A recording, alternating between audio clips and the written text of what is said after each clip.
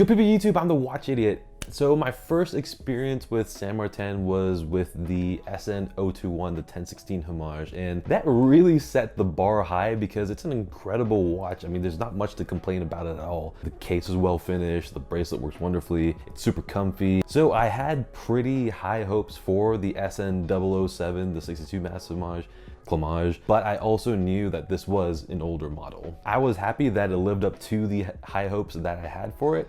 However, it did fall short in some areas, but overall, I am really loving it because I've had this for just under a month, but I've worn it for 16 days, which is huge for any of my watches in my collection if you watch my most worn watch of 2021 video. Just a heads up, AliExpress reached back out to me and said that I can choose any of the watches from any of their brands to check out, and I immediately chose this one over here, the SN007, because I've had my eye on this particular watch for a really long time, and yeah, I don't have to send it back, and I won't be because this is the watch that I've been wanting for such a long time, and it's awesome. So yeah, everything is linked down in the description if you want to take a look at it. So in this video, I'm going to go over my loves and hates of this watch and also why I feel okay with wearing this watch despite it technically being a Clomage. If you want to know more about what I think about the whole homage subject thing, check out the video that I did where I just define what I think all the terms mean and how I feel about them and so on and so forth. But yeah, anyway, let's get into it.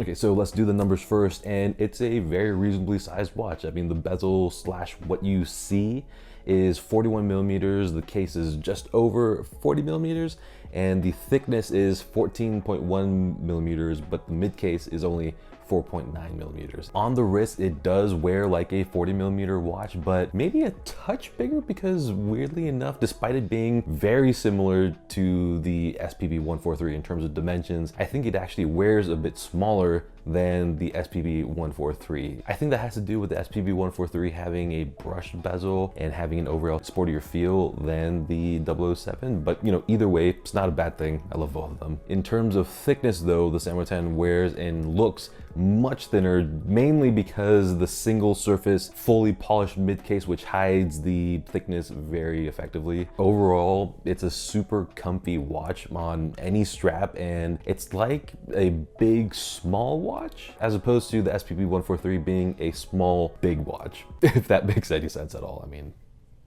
might just be me. Oh, and it's got an NH35 movement in here, and mine's been running at +4 seconds a day, which is great by any standards. The dial and handset are awesome in general, let alone for a watch that's less than $250. I mean, the dial itself is a sunburst gray dial, which is perfect for me just because anyone who's been watching this channel will know that I absolutely love gray. And the finish of the sunburst dial is wonderful because I've seen bad sunburst finishes where the dial pretty much becomes a fully matte looking thing in direct light, you know, like the Piso PRX and the Seiko Alpinist. This, on the other hand, you can see the physical sunburst all the way through. So as for the dial furniture, that's just next level because it's got applied indices and an applied logo, and these elements are quite thick, so they give the watch such a cool sense of depth, which is something I absolutely love to see on watches. And a big plus point is that the date window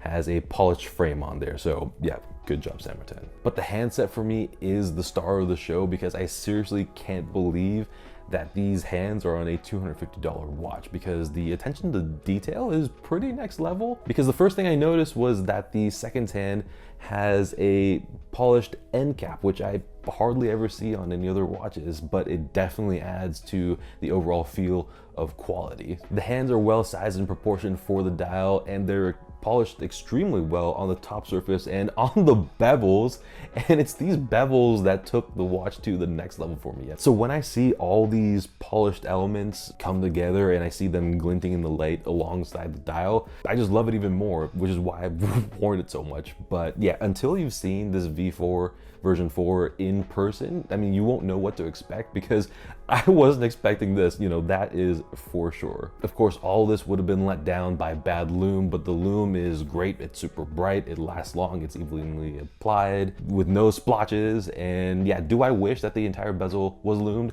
Yeah, obviously I do, but even without it, I still love to see, you know, how bright and cleanly the lume shines when it's fully charged up. So continuing on with the bezel, it has its own section because I really do think that it's incredible and that it punches way above its weight, because I think that it's a great looking bezel.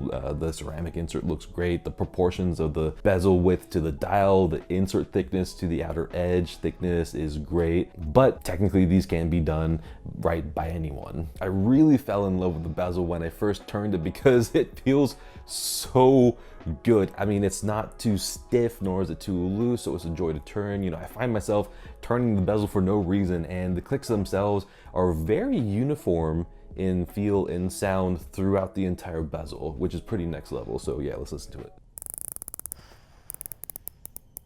And there's no play between the clicks despite it not being super stiff, which is great to see. Also, I really like the case because, I mean, yeah, it's a standard skin diver case with a simple polished side, but you know, I love seeing radial brushing wherever it is, and it's well done in this case. God. And one of my favorite features of any watch is the drilled lugs. I mean, it makes life so much easier when taking off the bracelet or any other strap that doesn't come with a quick release, kind of like my Uncle Seiko waffle strap. So to be honest, when I was getting the B-roll for this video on this watch, I almost forgot to record anything with the bracelet, because after wearing it for about a day-ish or something like that, I put it on the waffle strap from Uncle Seiko and never looked back. You know, however, that has more to do with how good it looks on that strap. By the way, yeah, you can buy this watch with a waffle strap from San Martin and AliExpress. So the clasp is the same San Martin clasp, which is awesome. I mean, it's solid, it's custom, and it's got 4 micro adjust holes, which is always great to see. Although I do wish that it had a 4mm taper, because that would have made it look a lot better. End links look really great, and it goes with the flow of the case really well, despite skin divers being super tough to design for. I mean, yeah, it's got a different direction for the brush, but that's one of the reasons why it's so hard to design for a skin diver. I mean, honestly, it's miles ahead of the end links on the SPB 143 and the skin diver-y case on the SSC 813 that I did a video on. Both of them I did a video on. The finishing is okay too, but I'm not sure how I feel about the design, because the outer links are rounded and the center links are flat. So this would have been okay had the finishes looked more consistent, but they don't look exactly the same, so it's a little bit unnerving for me. And the weirdest part is the transition from the end link to the bracelet. It's got male end links, which I'm totally okay with, but it juts out quite a lot. And on the wrist, the first link looks like it's just like not really connected to the bracelet, so it doesn't really flow very well at all, which is just a little bit strange. And as a result, it wears a little bit larger. The crown as a crown is good. I mean, the grip is good, it feels good, and it's solid, but the signed S on the top is just no good, because it really does look like a dollar sign. It's not a huge deal because I literally can't remember the last time I looked at the crown of any of my watches, but the good thing is that their newer watches now have the hexagonal logo on it, like the SN007.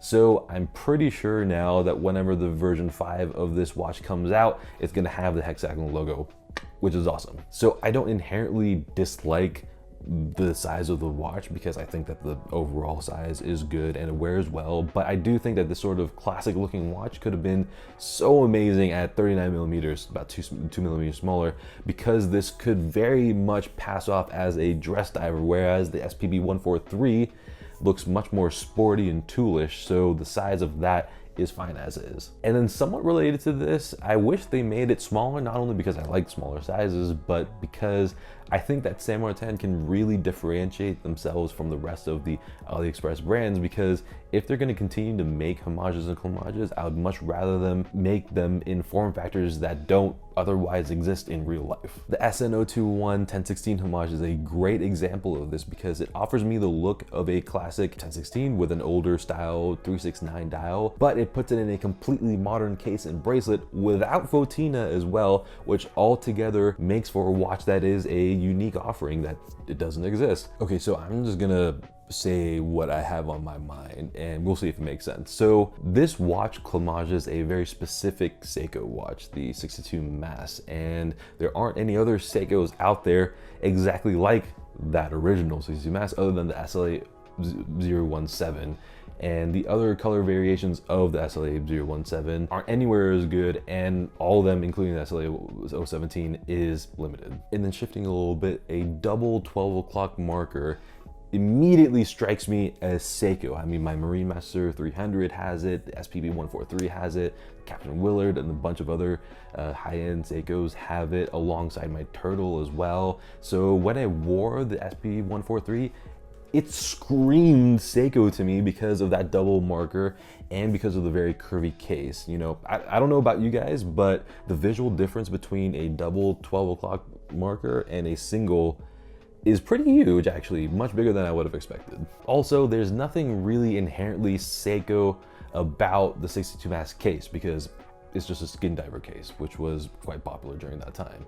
So when I see this watch, I subconsciously know it's like a Seiko, but it doesn't smack me across the face because it isn't traditionally Seiko. You know, it doesn't have a curvy case or those double markers. So because this doesn't overtly scream Seiko, it doesn't bother me that I'm seeing a different logo that is well finished, and I also happen to like the design of that logo. So overall, I don't have that sort of imposter syndrome that I would have had with a direct Rolex Clomage. And yeah, because seeing any modern Rolex design with a different logo is just super bizarre to me, because there's just no two ways about the design of a Rolex watch. I mean, a modern Rolex screams Rolex from across the street, or the country even for that matter. It also helps that the quality of the watch is so high, because if it looked or felt super cheap, then I undoubtedly would have felt a bit stupid about wearing it. I mean, does that make sense, or am I just like self-rationalizing why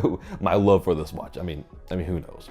So yeah, there you have it, and I don't think I need to ask you guys to comment because I know everyone will have an opinion about this. So yeah, go ahead and just do what you're probably already doing. So yeah, go ahead and hit the like button if you enjoy these kind of videos, and hit the subscribe button because I've got a really interesting comparison video coming up with a different San Martin, so you won't want to miss that. And yeah, until the next video, good day.